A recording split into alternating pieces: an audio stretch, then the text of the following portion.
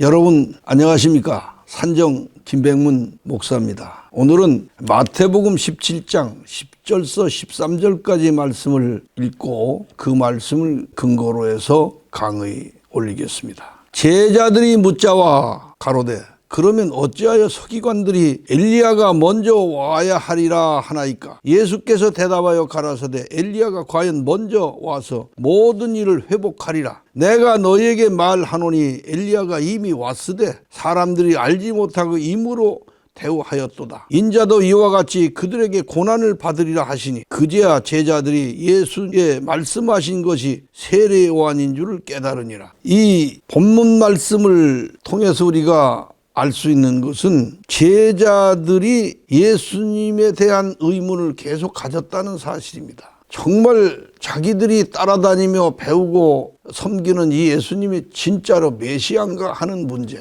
이것은 여러 가지로 제자들에게 의문이 되게 한 거예요. 여러분, 이 제자들이 무엇 때문에 예수님에 대한 의문을 가졌냐면 첫째로 예수님의 외모입니다. 왜소하고 가난하고 이렇게 모든 것이 제자들이 보기에 아주 인간적인 그 외모의 출중함을 가진 그러한 것을 유대인들이 기대했지만은 이사야 53장에 그는 흠모할 만한 것이 하나도 없다고 그랬습니다. 모양이나 모든 면에서. 그래서 제자들은 따라다니면서도 의문을 가졌어요. 특별한 기적이 나타났을 때는 믿었다가 또 어쩔 때는 안 믿어지고. 그러니까 그 믿음이라고 하는 건 오늘날 우리들의 그 마음가짐이나 그 사람들의 마음가짐이나 별로 다를 게 없었다는 사실입니다. 마태복음 16장 28절에 너희가 죽기 전에 내가 왕권을 가지고 오는 것을 볼 자들도 있느니라, 이런 말씀을 하신 것은 볼 자도 있고 못 볼 자도 있다, 그런 얘기인데, 이 말씀을 갖다가 실현되는 장면이 나오죠. 높은 산에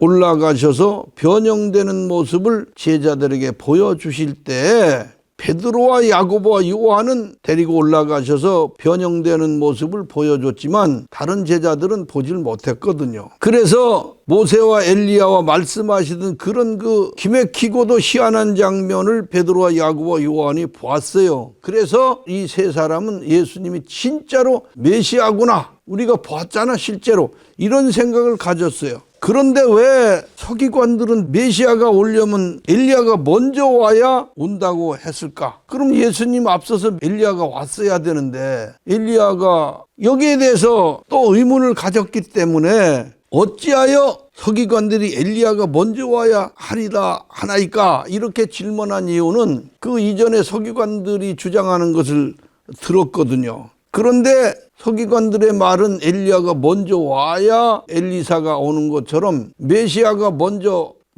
오려면은 메시아 이전에 엘리야 같은 선지자가 와야 한다는 그런 생각을 한 거거든요. 대부분 사람들이 엘리야와 엘리사를 말할 때 엘리사보다 엘리야가 더 큰 선지자로 알고 있어요. 그러나 엘리사와 엘리야는 전혀 달라요.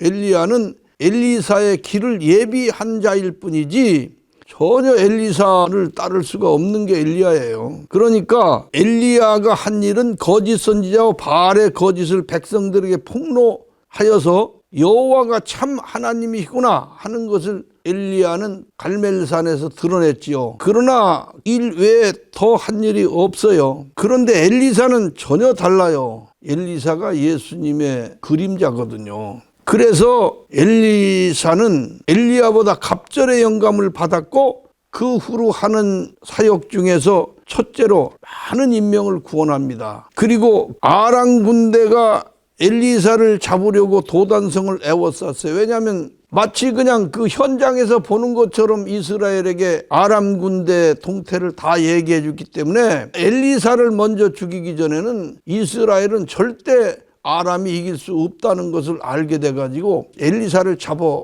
처단하자 해가지고 엘리사가 도단성에 있는 걸 알고 도단성을 아람 군대가 그냥 둘러쌌거든요. 그것을 본 엘리사의 종이 벌벌 떨면서 어찌하면 좋겠습니까? 이제 꼼짝없이 우리는 도간에 든 쥐입니다. 이렇게 얘기했을 때 엘리사가 그 사환에게 이놈아 잠시 동안 네 눈을 열어주겠다고 이 눈을 열어줬는데 도단성을 에워싼 아람 군대보다 도단성을 에워싼 하늘의 군대를 사환이 본 거예요. 그때 보았을 때 불말 불병거가 도단성을 하늘의 군대가 뺑 둘러쌌는데 아람 군대는 비교할 수가 없거든요. 이런 역사를 일으키고 이런 역사를 했던 게 엘리사 아닙니까? 엘리사는 죽었을 때 그 엘리사의 뼈에 닿는 시체들은 벌떡벌떡 일어났다고 하는 말씀이 성경에 있어요. 이러한 엘리사보다 한 발 먼저 왔던 엘리야에 대한 글이 누가복음 1장 17절에 나오죠.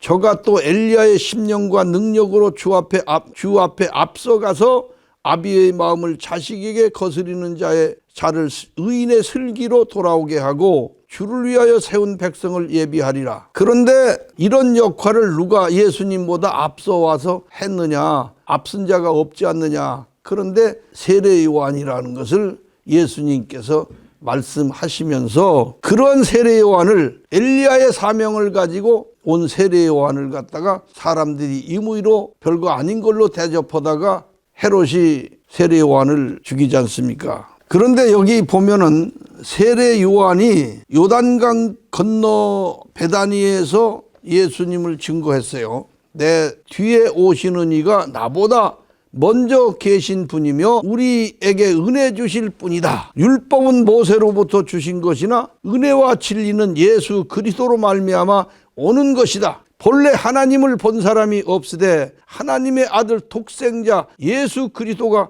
하나님으로 나타내시는 것이다. 바로 그분이 우리 가운데 있는 그분이다. 이렇게 외치고 증언합니다. 이렇게 세례 요한이 요단강에서 세례 주면서 메시아 대신 예수 그리스도를 증거하는데 메시아라고 하는 예수 그리스도가 뚜렷하지 않았기 때문에 오히려 세례 요한이 사람들에게 어필합니다. 그러자 예루살렘에서는 요단강에서 지금 세례 주는 어떤 한 사람이 메시아처럼 나타났는데 그가 정말 메시아인지 우리가 한번 가서 알아보자. 그리고 사람들이 왔어요. 그래가지고 베다니 마을에 있던 세례 요한에게 와서 네가 누구냐 하고 물었어요. 그리스도냐? 세례 요한이 대답하길 나는 그리스도가 아니다. 그러면 네가 엘리야냐? 엘리야냐 이 말은 그러면 네가 메시아보다 한 발 앞서서 온 엘리야 역할을 하러 온 자냐? 이렇게 물었어요. 그랬더니 세례 요한은 말하기를 나는 엘리야가 아니다. 그러면 엘리야가 아니라고 했다면 뭡니까? 예수님은 세례 요한이 엘리야의 역할을 하는 사람이라고 했는데 그러니까 이 사람들이 또 물어봤어요. 네가 엘리야도 아니고 메시아도 아니라면 네가 선지자냐? 아 나는 선지자도 아니다. 그러면 너는 네 자신을 누구라고 생각하느냐? 이렇게 했을 때 세례 요한이 말합니다. 나는 주의 길을 곧게 하려고 광야에서 외치는 자의 소리라. 왜 세례 요한이 자기는 다만 광야에서 외치는 자의 소리일 뿐이라고 그렇게 말하면서 나는 엘리야가 아니라고 했을까요? 그것은 요한복음 차원에서는 말씀이 엘리야로 온 자가 되기 때문입니다. 말씀이 요한복음 차원에서는 공간복음 차원보다 한 차원 높기 때문에 말씀이 엘리야로 온 자가 되기 때문이에요. 말씀과 소리는 다른 것입니다. 말씀에는 뜻이 있고 말씀에는 영생이 있습니다. 그런데 세례 요한은 나는 메시아도 아니고 선지자도 아니고 아무것도 아니고 다만 광야에서 외치는 소리라고 그랬습니다. 소리는 무엇입니까? 뜻이 없어요. 또 소리 속에는 영생이 없어요. 소리 속에는 생명이 없어요. 복음에는 영생이 있으나 율법에는 영생이 없습니다. 이와 같이 요한복음에서 예수님은 복음이 되고 세례 요한은 율법의 표상이라고 하는 것을 드러냅니다. 세례 요한이 베다니 마을의 요단강 나루에서 세례를 주며 나그네로 오시는 분이 너희가 기다리는 메시아라고 증언합니다. 보라 세상 죄를 지고 가는 하나님의 어린 양이로다. 나는 사실 메시아가 누군지 모른다. 그런데 하나님께서 말씀하시되 성령이 비둘기같이 내려서 누구의 위에든지 머무는 것을 보거든 그가 곧 성령으로 세례를 주실 메시아인 줄 알아라. 이렇게 하셨기에 내가 그것을 보고 예수 그리스도 곧 메시아로 오신 분임을 내가 알게 되었다. 그가 하나님의 아들이심을 그래서 증거하였노라.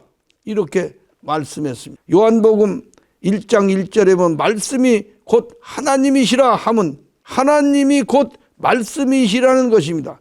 말씀이란 다른 말로 정신이에요. 정신을 둘로 나누면 하나는 나그네 정신이고 하나는 기복 정신입니다. 여기 있는 나그네 정신이 곧 아담 속에 있었고 예수님 속에 계셨어요. 또한 우리 속에 있는 나그네 정신이 바로 이것입니다. 요한이 엘리야로 메시아보다 먼저 온 것임을 제자들이 깨달은 것처럼 세례 요한 뒤에 나타나신 예수님이 바로 메시아로 오신 분이구나 하는 것을 깨달은 것처럼 이렇게 우리가 나그네 정신이 무엇이며 기복 정신이 무엇이며 율법은 무엇이며 복음이 무엇인가를 알아갈 때 우리는 믿음의 사람으로 자라고 강건해지는 것입니다. 예수님의 제자들이 훗날 성령 받고 나그네 정신의 사람이 돼서 예수님의 생애를 재현할 수 있었던 것도 이렇게 의문나든 하나하나를 다 이해하고 깨달아가면서 완성되었던 것입니다. 우리는 완전하지 못합니다. 그러나 하나님 말씀을 통해서 한 말씀을 통해서 깨달아가고 강건해질 때에 우리도 온전한 자가 될 수 있음을 말씀드리면서 오늘 이 시간 이 말씀을 마치겠습니다. 청취해 주신 여러분께 감사를 드립니다. 고맙습니다.